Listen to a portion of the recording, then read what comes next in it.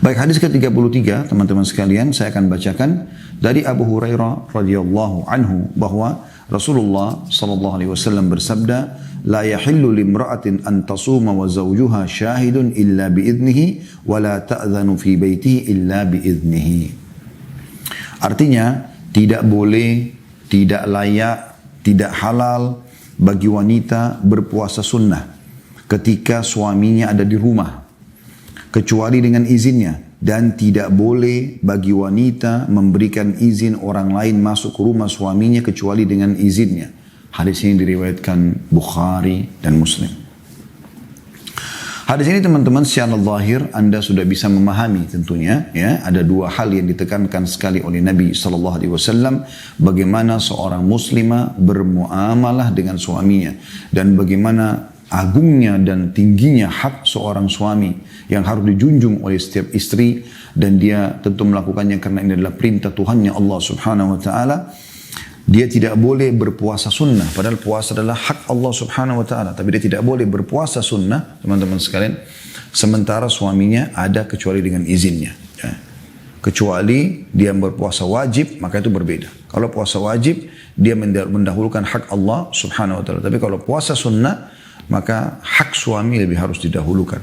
Begitu juga dengan tidak boleh sama sekali memasukkan siapapun ke dalam rumahnya. Ya, jangankan laki-laki, perempuan saja nggak boleh sama sekali, kecuali dengan izin suaminya. Nah, ini kurang lebih pembentukan karakter ke-33, bagaimana setiap muslimah menjunjung tinggi kedudukan suami dan dia mengejar surga dari suaminya. Di antaranya adalah dua poin yang sedang disinggung dalam hadis ini. Tidak boleh berpuasa sunnah. Ya, ini tentu puasa dibahas di sini karena puasa itu akan menghalangi seorang wanita atau seorang yang sedang melaksanakan puasa untuk makan, minum, biologis. Sementara kalau suami sedang ada di rumah, misal seperti sekarang, suami sedang misalnya bekerja dari rumah, work from home misalnya. Seperti sudah kita tahu sama-sama di masa pandemi ini ada program ini di hampir setiap perusahaan. Atau misalnya lagi cuti umumnya, ya.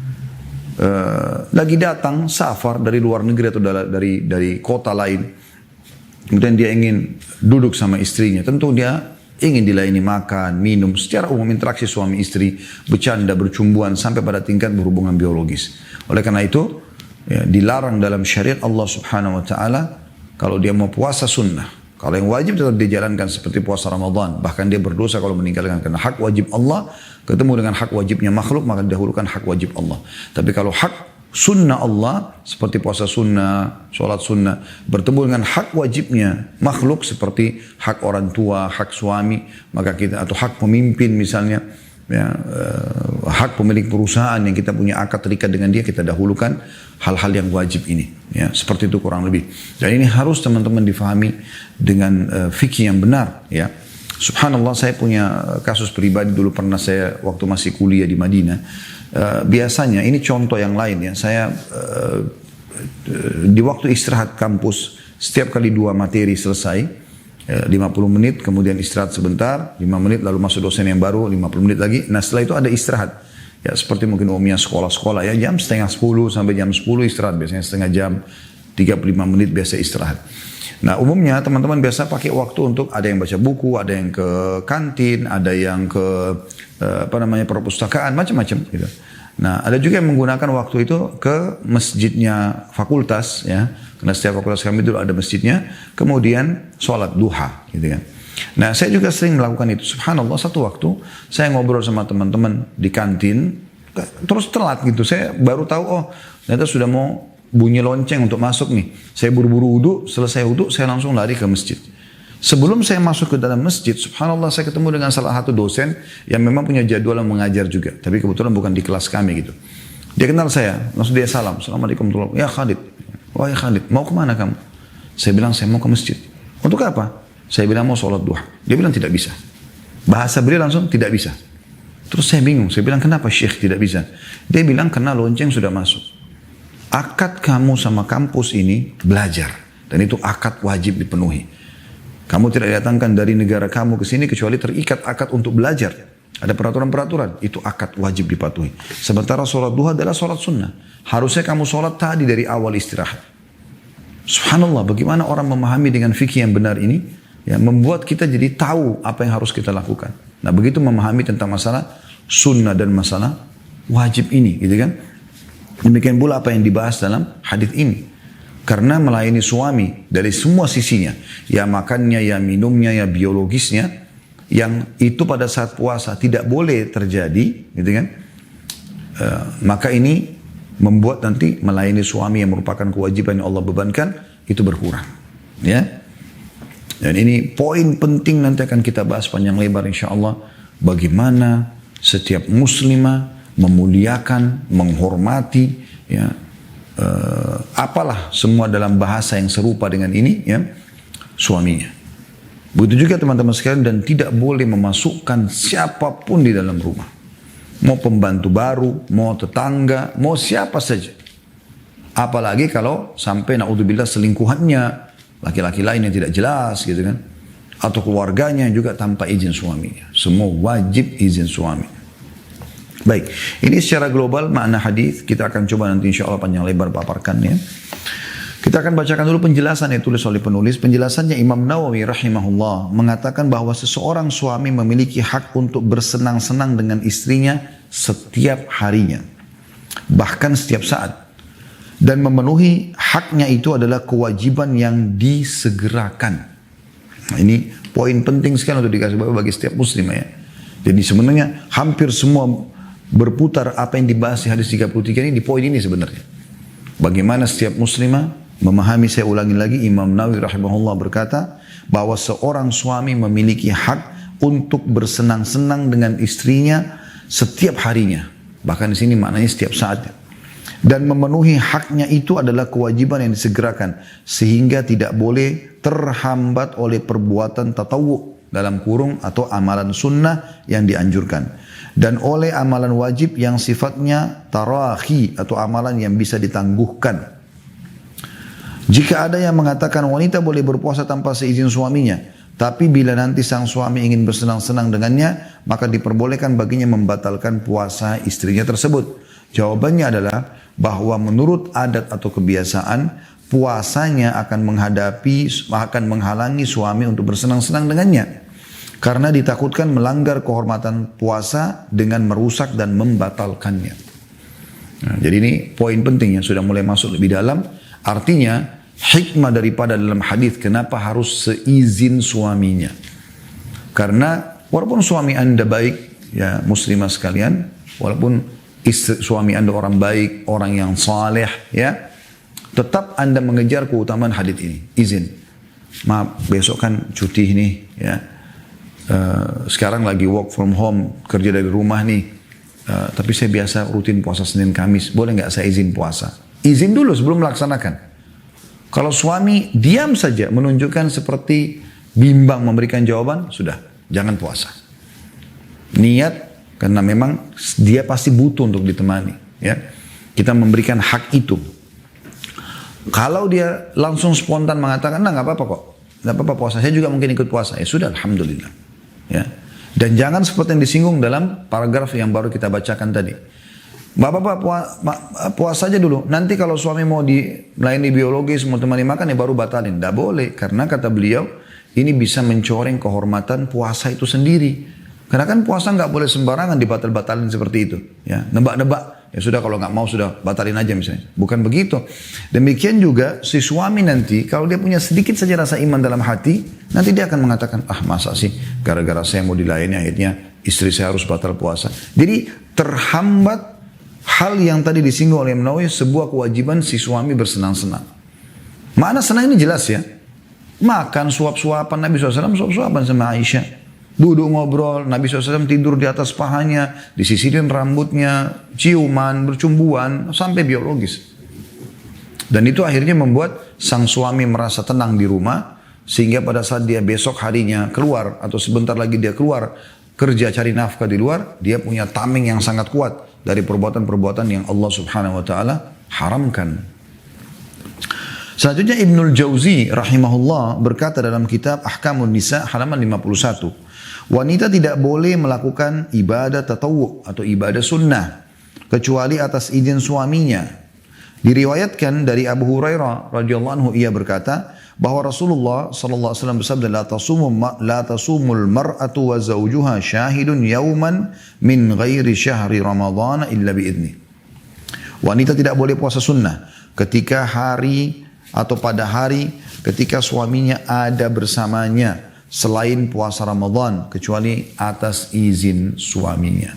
Kecuali atas izin suaminya. Jadi Ibnul Jauzi di sini lebih umum membahas ya.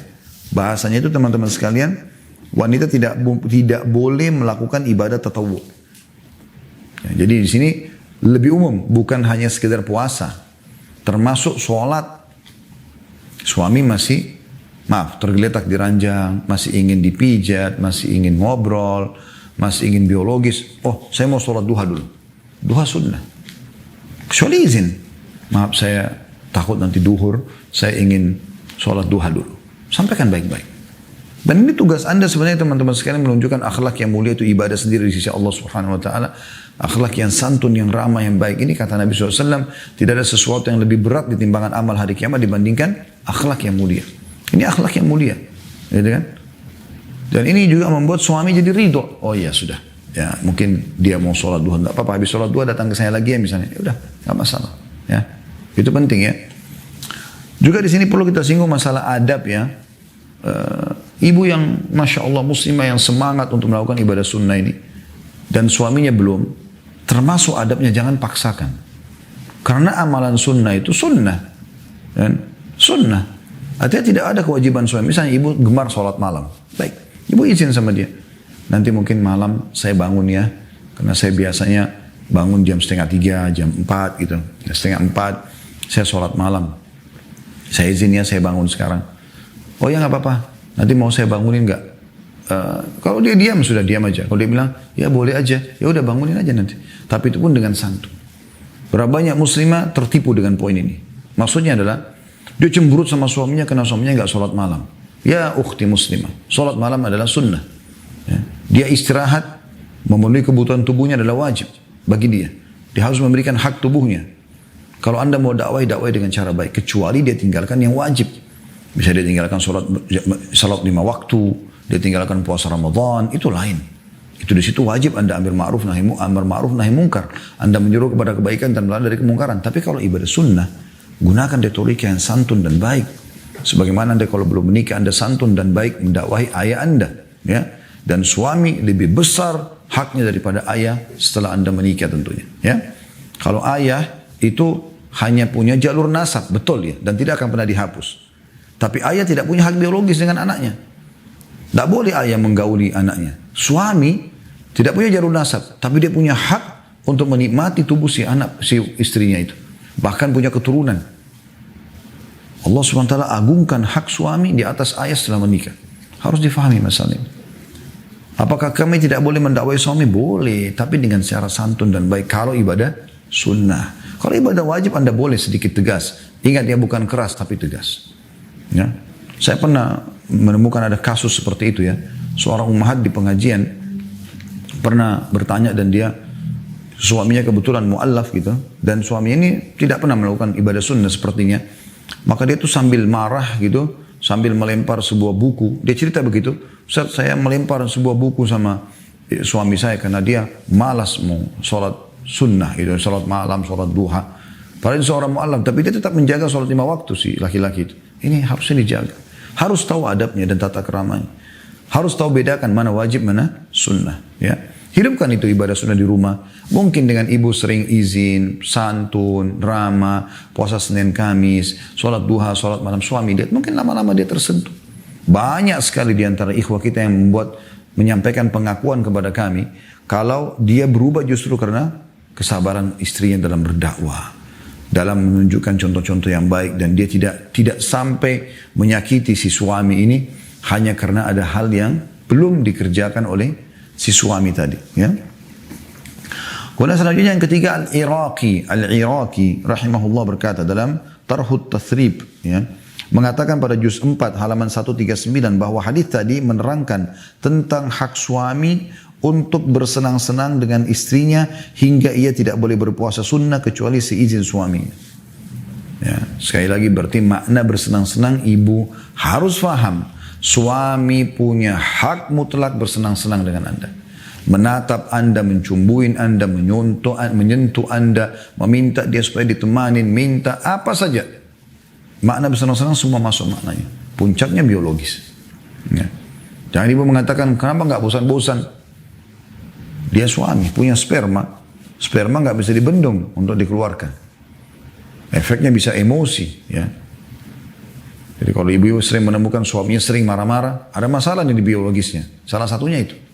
Tapi kalau biologisnya baik, makanan yang disiapkan baik, istrinya santun, mau marah dari sisi mana? Nggak ada emosi yang bisa terpicu di situ. Ya.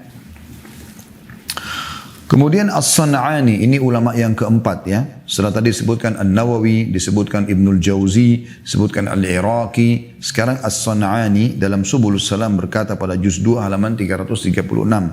Hadis tersebut menjelaskan bahwa memenuhi hak suami lebih diutamakan daripada mengerjakan puasa sunnah. Adapun puasa Ramadan, maka istri wajib melaksanakannya walaupun suami ya, tidak menyetujuinya. Begitu halnya dengan puasa qadha yang dianalogikan kepadanya. Kalau misalnya ibu mau bayar puasa Ramadan, ya, ibu lagi bayar puasa, ibu wajib di sini melaksanakannya karena khawatir waktunya habis ya. Maka ini dianalogikan mirip dengan Ramadan.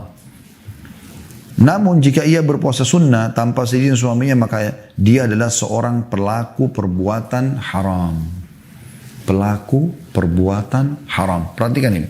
Ini kata As-San'ani rahimahumullah. Jadi ulama-ulama menekankan sekali. Jadi ini bukan cuma sekedar karena ya bukan ini ibadah kepada Allah. Ya, suami juga dilayani, tapi tanpa izin pun tidak masalah. Seakan-akan dia sedang tidak melakukan pelanggaran. Tidak. Ini melakukan pelanggaran. Karena dalam hadis dilarang itu. Al-Kasani dalam Bada'i As-Sana'i ya, mengatakan, ini ulama selanjutnya ya, yang kelima sekarang ya, mengatakan pada juz 3 halaman 1092, hak suami untuk bersenang-senang dengan istrinya yang dikecualikan dari kepemilikan suami pada amalan fardu seperti sholat 5 waktu dan puasa Ramadan. Ya, artinya suami punya hak bersenang-senang, harus istrinya izin sama dia dalam semua amalan sunnah, puasa ataupun sholat, kecuali yang diwajibkan. Mirip dengan pernyataan-pernyataan tadi sebelumnya ya. Kemudian selanjutnya, sedangkan An-Nawawi dalam kitab Al-Majmu', diulangi lagi perkataan Nawawi tadi, orang yang pertama kita sebutkan, berkata di juz 6 halaman 392, wanita tidak boleh berpuasa sunnah sedangkan suaminya ada bersamanya kecuali atas izin suaminya. Kemudian yang keenam, ulamanya Syamsuddin Al-Maqdisi dalam kitab Al-Furu' mengatakan pada juz 3 halaman 149, dan tidak boleh bagi seorang istri dalam kurung mengerjakan puasa sunnah tanpa izin suaminya. Karena jika dia berpuasa, dia tidak bisa melayani suaminya dengan sempurna. Ia menyebutkannya dalam masalah puasa sunnah. Perhatikan di sini potongan perkataan yang menarik adalah dia tidak bisa melayani suaminya dengan sempurna. Dia tidak bisa lebih lama bercumbuan, takut nanti malah kebablasan, batal puasanya. Dia nggak bisa mencicipin makanan maksimal. Tidak bisa lah, banyak hal yang menghalangi dia. Walaupun dia bisa melakukannya, tapi ada hal yang menghalangi. Dan ini sudah cukup untuk mengurangi hak suami. Sekali lagi, ini sudah cukup untuk mengurangi hak suami. Selanjutnya, ya, ini yang ke-7 mungkin ya, alim yang ke-7 insyaAllah. Al-Hafidh Ibn Hajar rahimahullah berkata pada kitab Al-Fath, maksudnya Fathul Bari ya, Syarah Sahih Bukhari, juz 9 halaman 294, bahwa hadis tersebut sebagai argumentasi dalam kurung untuk membantah pendapat Malikiyah yang membolehkan bapak si wanita dan orang yang berstatus misalnya untuk masuk ke rumah wanita tersebut tanpa seizin suaminya. Ya, bayangkan ini, ayahnya si wanita mau datang ke rumahnya, ya, tanpa izin suami nggak boleh. Ayahnya dia. Bayangkan kedudukan suami di sini teman-teman sekalian. Ya, nggak main-main ini Allah berikan. Jangan lagi anda lihat fisik suami, pendeklah, uruslah, hitamlah, apalah kekurangan fisik yang biasa dianggap nggak perlu hormati suami. Ini keliru. Harus anda hormatin dia, muliakan dia. Ya, dan itu semua karena Allah Subhanahu wa Ta'ala, bukan yang lainnya. Dikatakan lihat syarah Sahih Muslim karya Imam An-Nawawi dalam masalah ini. Ada penjelasan masalah itu. Ya. Jadi ayah pun tidak boleh. Yang terakhir yang ke-8 Al-Khattabi dalam Ma'alim As-Sunan berkata pada juz 2 halaman 136 dalam hadis ini dilihat dari sisi fikih bahwa manfaat bersenang-senang dan bergaul dengan istri merupakan hak milik suami dalam seluruh waktu. Seluruh waktu suami bisa menikmati istrinya. Oleh karena itu di sisi lain kita singgung di sini, istri seharusnya memahami poin ini dan bagaimana agar dia bisa meraih pahala suaminya menikmati dia di setiap saatnya. Apa yang dilihat oleh suami menyenangkan penampilannya, ya, sisiran rambutnya, senyumannya, segala macam hal selama bukan yang haram lakukan. Ya. Warna baju, corak baju, jenis bajunya, ya, aroma parfum, cara sisiran rambut, ya, semuanya yang suami paling suka lakukan. Bahkan tanya suami, kira-kira sisiran rambut apa yang paling disuka? Model rambut seperti apa? Ya. Kalau saya pakai topi ini, kalau saya pakai baju ini, kalau saya begini dan begitu, suka nggak? Muslimah, sekaligus saya ingatkan juga wahai muslim, nikmati rumah tanggamu. Masih banyak orang yang saya lihat tidak menikmati rumah tangganya. Kenapa? Di rumah engkau tidak menggunakan pakaian yang paling menarik buat pasangan.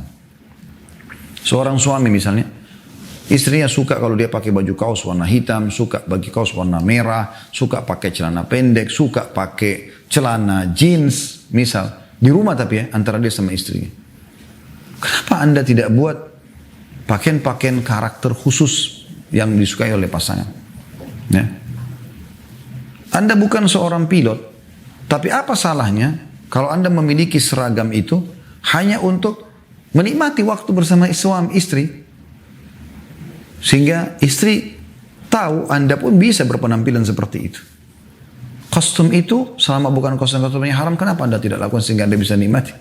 Seorang istri, kenapa tidak menggunakan kostum atau pakaian yang kira-kira memang makin membuat suami nyaman di sebelahnya?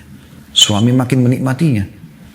Luar biasa, sudah bercandaan, ya, menghibur hati, menghibur pikiran, bercumbuan, ada kenikmatannya, biologis ada kenikmatannya, berpahala lagi, dan tidak termasuk sia-sia. Itu yang dikatakan oleh Nabi SAW. 3 hal yang tidak dihitung sia-sia di muka bumi ini. Salah satunya adalah bercandanya, bercumbuannya suami istri. Wahai muslim dan muslimah, jangan berikan celah syaitan membuat Anda tidak menikmati. Masuk rumah dengan kakunya, ngobrol aja sepatah kata saja, kadang-kadang juga masih kasar, kekesalan di luar rumah dibawa ke dalam rumah, ya, dari seorang suami ataupun seorang istri gitu kan, atau kekesalan dengan kerabat atau dengan anak, ya, atau dengan teman-teman lalu dibawa ke masalah pelayanan pasangan gitu kan, ini bahaya sekali. Kemudian tempat pasangan itu hanya sekedar tempat untuk, ya, yang penting ada status. Tidak, wahai saudaraku, Islam tidak mengajarkan itu. Islam menyuruh Anda saling menikmati. Saling menikmati. Jangankan suami istri yang langgeng-langgeng saja, teman-teman sekalian. Sampai orang kalau menikah, ya, Nabi SAW mengatakan, kalaupun mereka cerai, ada pernah seseorang yang cerai, kemudian perempuan itu nikah sama laki-laki lain, kemudian dia mau cerai lagi, artinya mau cerai, nanti akhirnya dia mau pada saat sudah cerai itu mau nikah lagi, mau kembali lagi sama suaminya dulu. Kan kalau direkayasa nggak boleh. Muhallal wal muhallal lahu ini tidak boleh hukumnya. Artinya orang yang sengaja rekayasa. Tapi kalau tidak rekayasa, kata Nabi SAW, sampai si perempuan itu menikmati dan sampai laki-laki itu menikmati. Padahal itu orang baru menikah. Jadikan setiap interaksi biologis sesuatu yang menghidupkan cinta baru, kasih sayang baru, memperbaharui sakit hati yang mungkin pernah ada. Selalu begitu. Kejar ridha Allah Subhanahu wa taala di situ. Kan enak. Ini kita bahas masalah senang-senang ya, bukan saya sedang vulgar nih Ustaz bicara, bukan. Karena memang bahasan semua Anda dengar tadi, semua ulama ini membahas senang-senang. Dan itu hak suami. Anda kalau sudah membuat suami Anda senang di rumah, maka Anda pun akan dibuat senang dengan dia. Pasti. Selama dia mampu, wahai muslimah, dia akan penuhi kebutuhanmu. Dia akan memberikan untukmu tempat tinggal yang nyaman, makanan yang enak, pakaian yang bagus. Dia akan berikan itu. Tapi buat dia senang. Kalau suami datang muka cemberut, ya, kemudian pakaiannya berantakan, penampilannya, buat suasana ketemu suami itu sesuatu yang sangat mahal, sangat indah. Waktu-waktu detiknya sangat luar biasa, berharga. Anda nanti-nantikan. Suami akan pulang jam 8 malam tiba di rumah. Anda mulai lepas isya. Sudah mandi, sudah bersih, rumah sudah wangi, makanan sudah dihangatkan, anak-anak sudah diistirahatkan. Khusus memang, saya akan mencari ridho Allah di suamiku ini. Suami datang, disambut depan pintu dengan senyum, dengan wangi, dengan ramah. Setelah masuk dalam rumah, diberikan tawarkan. Kalau mau mandi sudah disiapin handuk, kamar mandi dia masuk, tertata rapi sabun-sabunnya, odol ada, sikat gigi ada. Sikat gigi setiap berapa pekan sekali sudah diganti dengan yang baru, sehingga ada suasana berbeda. Ya, spray tertata dengan rapi, semuanya bagus. Begitu selesai semuanya, mau makan, ya, kemudian Anda siap-siap, habis itu terjadi interaksi biologis, apalagi yang mau nih, habis itu mungkin dia butuh dipijat, sakit apa kepalanya, apalah sisirin rambutnya, ngobrol apa yang membuat suami senang. Percaya teman-teman sekalian, wahai muslimah, kami laki-laki, kalau itu semua didapatkan oleh suami, pada saat Anda mengatakan, ada keluarga saya butuh seperti dan itu, dia tidak akan nego sama Anda. Sepertinya ada tas saya ini sudah sobek, saya ingin ganti. Dia tidak akan nego sama Anda. Kebanyakan suami nego itu karena memang dia sendiri melihat tidak ada respon baik dari istrinya. Seperti itu sederhananya. Dan yang luar biasanya teman-teman, apa yang sedang kita bahas ini, melayani suami dengan baik, ya, menyenangkan dia sehingga suami bisa bersenang-senang dengan istrinya, ibadah dan wajib bagi setiap muslim. Pendekatan diri kepada Tuhannya Allah Subhanahu wa Ta'ala. Ini harus difahami baik-baik. Saya ulangi. Al-Khattabi dalam Ma'alim As-Sunan berkata, pada juz 2 halaman 136, dalam hadis ini dilihat dari sisi fikih bahwa manfaat bersenang-senang dan bergaul dengan istri merupakan hak suami dalam seluruh waktu. Tetapi hak seorang istri terbatas pada waktu tertentu saja. Ya, artinya istri pada saat suami mau bekerja nggak boleh dia tahan. Wajib dia mencari nafkah. Pada saat dia mau sholat berjamaah di masjid, tidak boleh dia tahan karena kewajibannya misalnya. Pada saat dia mau berjihad, pada saat dia harus pergi haji, ya, dia harus menjenguk orang tuanya yang sakit. Ya, ini berbeda, ada tugas-tugas, nggak terbatas waktu istri. Tapi kalau suami seluruhnya, dia seharian di rumah, seharian dia minta ditemani, seharian ditemani. Anda cuma berdiri untuk melakukan hal yang wajib saja, sholat 5 waktu misalnya. Dalam hal ini, kata beliau, boleh bagi suami memukul istrinya dengan pukulan yang tidak menyakitkan dan melukai jika ia menolak memenuhi hak suaminya dan ketika menolak untuk memperindah hubungan dengan suaminya. Memukul yang disilakan dengan dalam syarat darbatun ghairu mubarrah, pukulan yang tidak berbekas. Sebagian ulama mengatakan menggunakan kayu siwak atau jari telunjuknya, memberikan peringatan. Karena ada istri memang mau melayani suami, ada tidak, nanti diancam dulu baru mau. Kadang-kadang juga aneh ya, sebagian muslimah itu subhanallah nanti suaminya tegas, marah baru dia mau sadar. Padahal suaminya disampaikan dengan santun, dengan baik, malah tidak.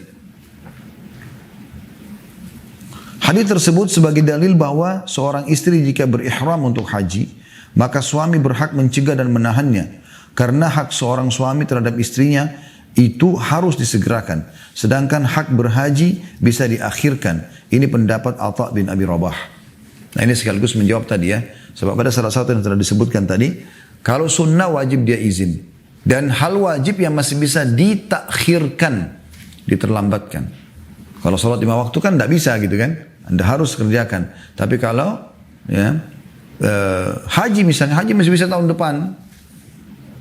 Silaturahim keluarga masih bisa, keluarga nanti masih bisa nanti. Maka ini suami punya hak untuk menahan. Makanya seorang wanita pernah bertanya kepada Ummul Mukminin Aisyah radhiyallahu anha masalah pelayanan suami. Ya, bagaimana Kalau kami lagi tidak mood, lagi emosi dengan suami, lagi tidak mau melayani, kemudian dia minta dilayani, apakah kami wajib melayani? Kata Aisyah, iya. Sampai seseorang yang terkadang kalau sudah ada tunggangannya, sudah rapi, sudah mau pergi, silaturahim keluarga, ketemu teman-teman, lalu suaminya panggil, maka dia wajib menjawabnya. Dan tidak ada satupun ulama yang berbeda pendapat, kata beliau di sini, bahwa seorang suami berhak mencegah istri dari menjalankan ibadah haji yang sunnah. Nah, maksudnya yang sunnah di sini teman-teman sekalian kan haji yang wajib kan yang pertama ya. Kalau haji yang kedua hukumnya sunnah, haji yang ketiga hukumnya sunnah gitu ya. Karena ada banyak muslimah begitu memaksakan diri karena dia kaya raya harus pergi haji terus. Harus pergi haji terus ya. Nanti akan kita bahas di insya Allah materi ke-34, hadis ke-34 tentang masalah haji dan umrahnya wanita. Khusus itu nanti kita bahas pertemuan akan datang insya Allah. Baik teman-teman sekalian, saya akan coba tambahkan poin yang perlu digarisbawahi masalah melayani suami. Apa sebabnya? Kenapa seorang muslimah ya bisa meraih surga dari suaminya? Yang pertama yang harus diketahui, memang Allah menjadikan hak suami untuk seperti itu. Makanya dia juga punya hak untuk menuntut haknya dia. Karena Allah yang membolehkan dia menikmati Anda. Ya. Jadi nggak boleh seorang istri mengatakan, ya nggak apa-apa kita serumah tapi jangan biologis ya. Gimana caranya? Tapi saya nggak bisa layani ya. Gimana caranya? Ini syaitan. Harus dilawan. Sekali lagi, wajib dilawan. Baca a'udzubillahi minasyaitonirrajim. Angkat tangan ke langit menghadap kiblat, baca alhamdulillah wassalatu wassalamu rasulillah. Ya Allah, hilangkan was-was dan syubhat ini dari hati hambamu dan buatlah hambamu ini istri soleh yang bisa melayani suami. Itu yang diminta, bukan malah diikutin. Allah Subhanahu wa taala atau ya, Allah Subhanahu wa taala menyebutkan dalam surah An-Nisa ayat 34 tentang masalah ini ya. Ar-rijalu qawwamuna 'alan nisa' bima faddalallahu ba'dhum 'ala ba'd wa bima anfaqu min amwalihim. Suami itu pelindung atau pemimpin atas istrinya karena Allah telah melebihkan sebagian mereka laki-laki atas sebagian mereka yaitu adalah wanita. Dan dari apa yang telah mereka nafkahkan. Ya. Ibu enggak ada kewajiban kerja. Ibu tinggal santai di rumah, dandan, masak, nikmatilah rumah itu. Tiba waktu sholat selesai, ada suami layani. Ibu meninggal masuk surga. Masalahnya apa? Kenapa harus buat 1000 program di luar rumah ini? Habiskan waktu yang tidak ada gunanya. Kemudian juga, bagaimana selanjutnya yang harus difahami hadis seperti misalnya sabda Nabi SAW dalam hadis riwayat Tirmidzi nomor 1159. Kalau seandainya boleh seseorang sujud kepada selain Allah, aku akan suruh istri sujud pada suaminya. Itu kan berarti menandakan besarnya hak suami ini. Sujud loh ini, sujud letakkan dahi di tanah. Kalau boleh kepada selain Allah, Nabi SAW tidak bilang sujudlah kepada para nabi, sujudlah ke kuburan orang saleh, bukan. Sujud kepada suami, kalau boleh, tapi tidak boleh. Sudah cukup orang memahami dengan akal sehatnya berarti besarnya haknya suami ini. Jangan pernah tatap dia dengan mata yang tajam, wahai muslimah. Jangan pernah berani mengucapkan kata-kata yang kasar. Jangan pernah menepis tangan dia yang sedang dia ingin memegang tanganmu misalnya. Jangan pernah menolak tawaran biologisnya. Ada hal-hal yang kurang baik secara teknis, bahasakan baik-baik. Anda bisa menggunakan retorika yang santun. Contoh misal, maaf saya berbagi.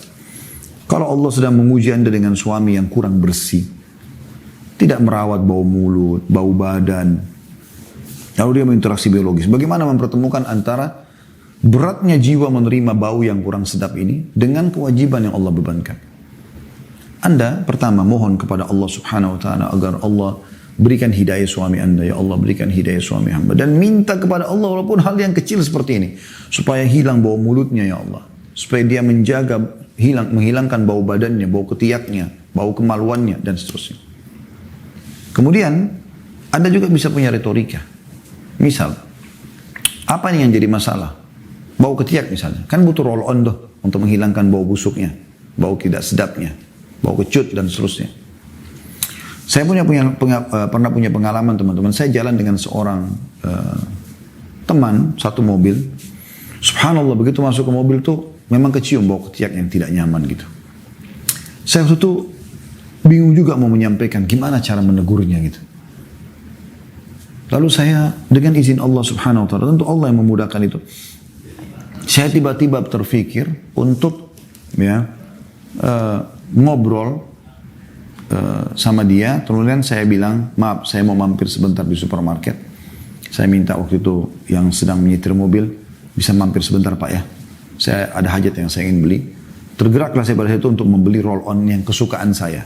Ya, tanpa harus menyebutkan merek, saya suka sekali pakai dan Masya Allah, kalau dipakai itu nggak ada bau ketiak sama sekali. Alhamdulillah, gitu kan. Maka saya beli lalu saya lebihkan. Apa yang saya bisa pakai di rumah, kalau saya ingat saya itu roll-on, kemudian ada odol yang memang segar kalau dipakai, jenis sikat gigi yang biasa saya pakai karena saya sedikit suka yang medium ke atas ya, atau yang lebih hard supaya giginya lebih bersih. Karena soft kadang-kadang terlalu lembut. Ini saya pribadi gitu. Maka apa yang saya lakukan? Mouthwash yang untuk kumur-kumur, kalau habis sikat gigi untuk menyegarkan mulut.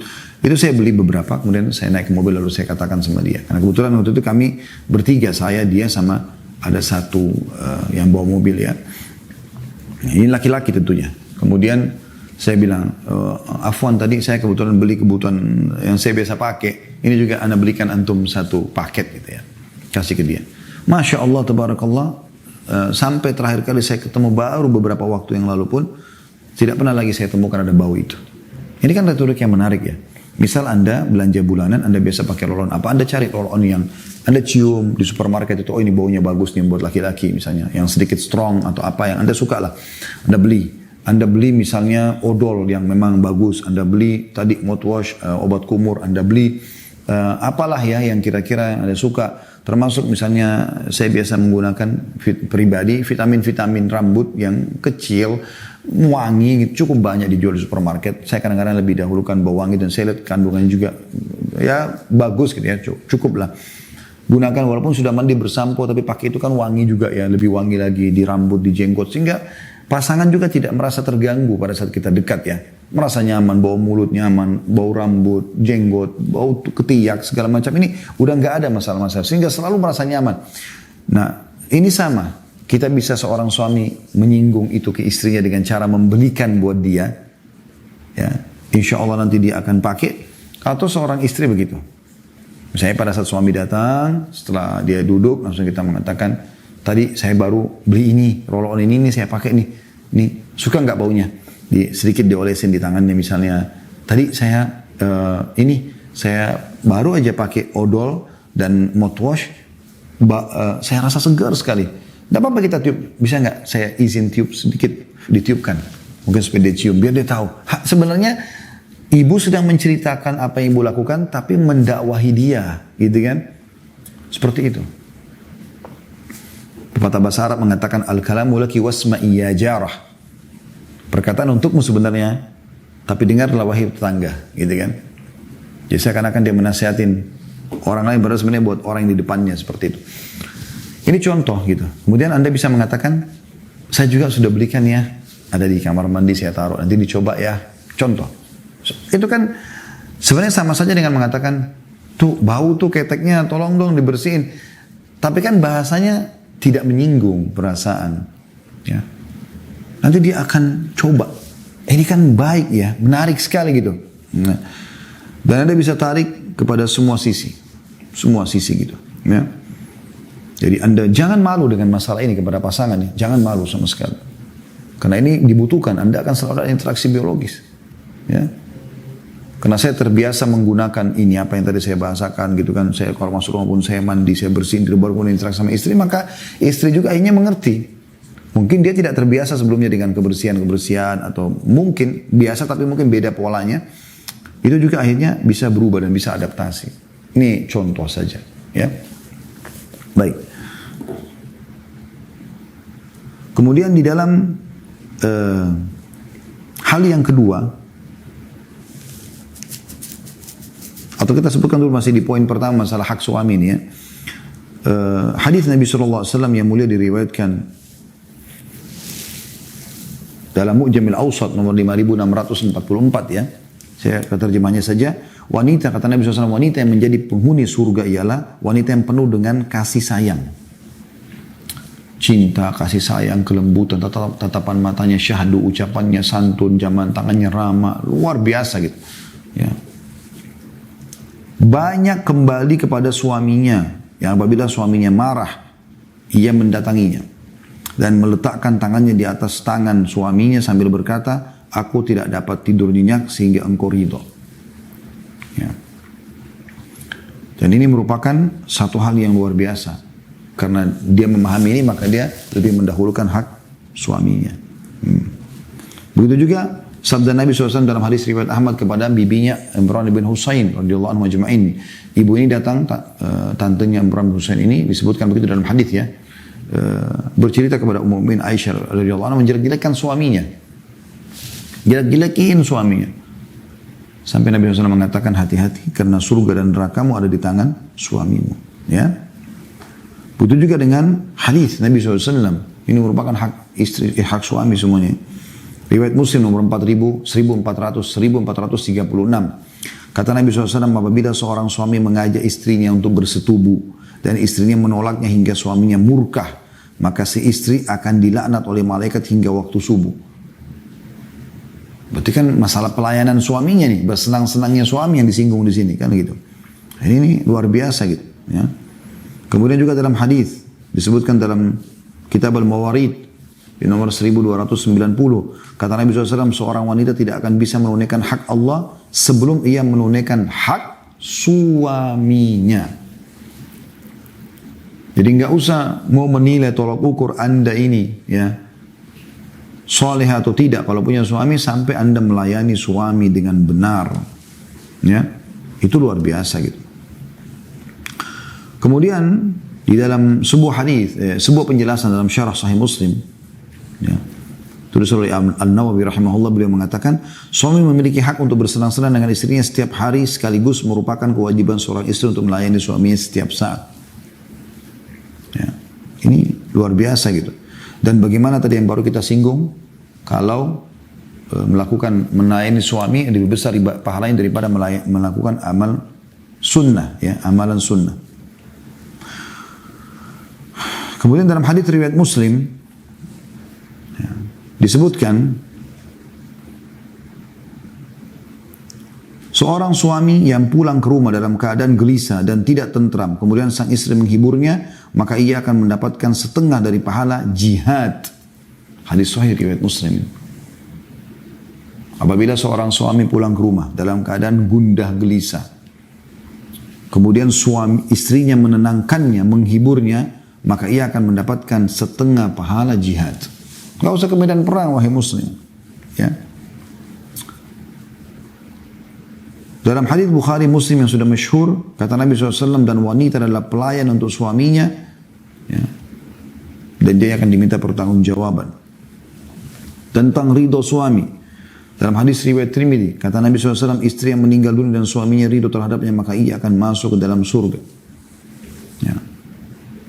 Dalam hadis riwayat Muslim yang lain, kata Nabi SAW, siapa saja di kalangan istri yang tidak berbakti dalam melayani suaminya, maka ia mendapat laknat dari Allah dan malaikat serta seluruh manusia. Hadisnya riwayat Muslim. Ini luar biasa gitu. Dalam hadis riwayat Muslim yang lain, kata Nabi SAW, Allah tidak menerima salat istri yang dimurkahi oleh suaminya hingga suaminya memaafkannya. Allah tidak menerima amalan, dalam riwayat lain amalan wajib atau amalan sunnah, tidak diangkat melewati kepalanya, ya, sampai suaminya ridho kepada dia. Dalam kitab Majmu' Fatawa disebutkan, ya, ini tulisan Ibnu Taimiyah rahimahullah, tidak ada hak yang lebih wajib untuk ditunaikan seorang wanita setelah hak Allah daripada hak suaminya. Seorang istri wajib memuliakan suaminya dengan cara melayani suami yang memang sudah menjadi hak suaminya secara lahir dan batin. Dalam tindakan dan perbuatan wajib dilakukan dengan kelembutan, ya, garis bawahi, semua dilakukan dengan kelembutan, dan dalam hati senantiasa menjalankan dengan bahagia dan mengharapkan ridho suaminya. Tidak ada urusan yang utama dari hal demikian. Di dalam hadis yang lain riwayat Ahmad kata Nabi SAW, wanita terbaik yang paling layak jadi contoh, yang paling layak untuk dimuliakan adalah yang paling menyenangkan jika dilihat suaminya. Mentaati suaminya jika diperintahkan dan tidak menyelisihi suaminya pada diri dan hartanya. Suaminya larang, iya. Suaminya iyakan, iya. Serta melayani suami sebaik mungkin dan menjauhi suami dari benci. Nah, ini hadis diriwayatkan oleh Imam Ahmad. Ini semua dan sekian banyak teman-teman ya, hadis-hadis yang luar biasa yang disampaikan oleh Nabi SAW. Itu dari sisi haknya. Yang kedua teman-teman sekalian adalah bagaimana setelah memberikan hak itu kita jadikan suami sebagai ajang menuju ke surga. Ini surgamu wahai muslimah. Orang yang di depanmu sekarang ini, yang selama ini kau cemberut dengannya, yang selama ini kau tinggalkan tidur, yang selama ini kau tolak, yang selama ini kau marah, yang selama ini kau tolak dan seterusnya, itu adalah pintu surgamu. Ya. Dalam hadis yang Hasan Sahih diriwayatkan Tirmidzi, kata Nabi SAW, dan seorang wanita yang taat pada suaminya niscaya akan masuk surga dari pintu mana saja yang dia kehendaki. Jadi ini luar biasa keutamaan-keutamaan, jangan sampai disia-siakan. Allahu a'lam.